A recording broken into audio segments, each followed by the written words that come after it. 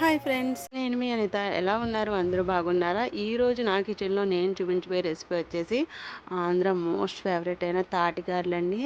So ఆంధ్రలో పుట్టుండి ఇప్పటి వరకు ఈ తాటిగారులు తినకపోతే నిజంగా వాళ్ళు బ్యాడ్ లక్ అనుకోవాలన్నమాట. అంత బాగుంటాయి అన్నమాట ఈ తాటిగారులు. చాలా బాగుంటాయండి. సో నేను ఆల్రెడీ ఈ వీడియో అయితే నా ఛానల్లో పోస్ట్ చేశాను చాలా రోజుల కిందట. కానీ అదైతే క్లారిటీగా లేదని చెప్పేసి ఇప్పుడు మీకోసం మళ్ళీ క్లారిటీగా తీసి అయితే నేను ఎలా చేసుకున్నాను తాటిగారులు అని చెప్పేసి మీకైతే క్లారిటీగా అయితే వీడియో పోస్ట్ చేశానండి. ఖచ్చితంగా తెలియని వాళ్ళకు ఉంటే ఖచ్చితంగా చూడండి. తెలిసిన వాళ్ళైనా నేను ఎలా చేశానో కూడా ఒకసారి చూసేయండి. నచ్చితే మాత్రం ఒక లైక్ ఇవ్వండి. మన ఛానల్ కొత్తగా ఎవరైనా చూస్తే మాత్రం ఖచ్చితంగా సబ్స్క్రైబ్ చేసుకోండి. ఓకేనా? మన ఛానల్లో ఇలాంటి మరిన్ని కొత్త కొత్త వీడియోస్ అన్నీ చాలా వస్తాయండి. సో ఖచ్చితంగా ఫస్ట్ టైం చూసేవాళ్ళు అయితే ఖచ్చితంగా సబ్స్క్రైబ్ చేసుకోండి. ఓకేనా? ముందుగా ఇంకా వీడియోలోకి వెళ్ళిపోతే ఫస్ట్ అయితే మాత్రం తాటికాయని అయితే మా హస్బెండ్ ఒకటే తీసుకొచ్చారండి.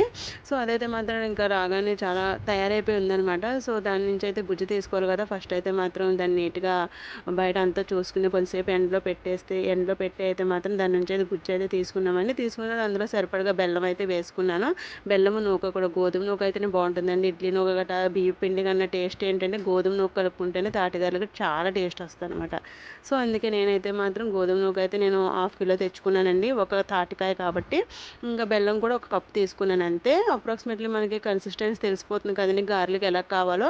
అదంతా చూసుకుని కలిపెట్టుకుని నీట్గా మన చేతితో మొత్తం అంతా కూడా నీట్గా కలిసేలాగా బాగా కలుపుకోవాలన్నమాట. కలుపుకొని ఒక గంట పక్కన పెట్టుకోవాలండి. మూత పెట్టేసి ఒక గంట పక్కన పెట్టుకున్న తర్వాత మనం నీట్గా మనం గారెలు ఏ విధంగా వేసుకోవాలో దాన్ని కూడా సిద్ధం చేసుకుంటే ఒక గ్లాస్కి కవర్ కానీ ఏదైనా పెట్టి మనం ఇలా వేసేసుకుంటే మాత్రం చాలా ఈజీగా గారెలు వచ్చేస్తాయండి. ఇంకా ఆయిల్లో వేసుకుని డీప్ ఫ్రై చేసుకోవడమే. చూస్తున్నారు కదా నేను ఎలా వేస్తున్నాను. నేను చెప్పడం కాదు కానీ ఇప్పటివరకు మీరు ట్రై చేస్తే ఓకేనండి. ట్రై చేయకపోతే ఖచ్చితంగా ఒకసారి చేసుకోండి. చాలా బాగుంటాయి అన్నమాట. టేస్ట్ అయితే మాత్రం చాలా మంచిది కూడా. మన పాతకాల రుచులు ఏవైనా కానీ మంచివే కదా. సో అందుకే ఇప్పటివరకు ఎవరు ట్రై చేయకపోతే ఖచ్చితంగా ఒకసారి ట్రై చేయండి.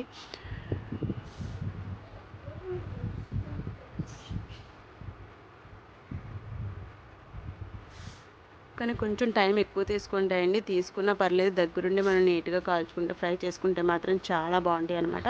నేను కొంచెం ఎక్కువగానే ఫ్రై చేసుకున్నాను, ఎందుకంటే మనకి మాడినట్టు కనిపించినా కానీ అంత ఉండదు అండి. టేస్ట్ అయితే మాత్రం చాలా బాగుంటుంది అనమాట. మీరు కొంచెం ఎర్లీగానే తీసేసుకోవచ్చు.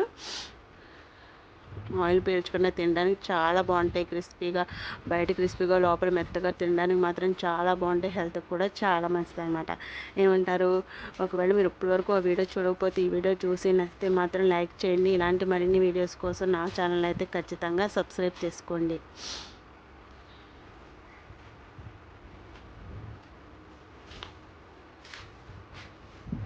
Okay friends, thanks for watching. Like, share, subscribe.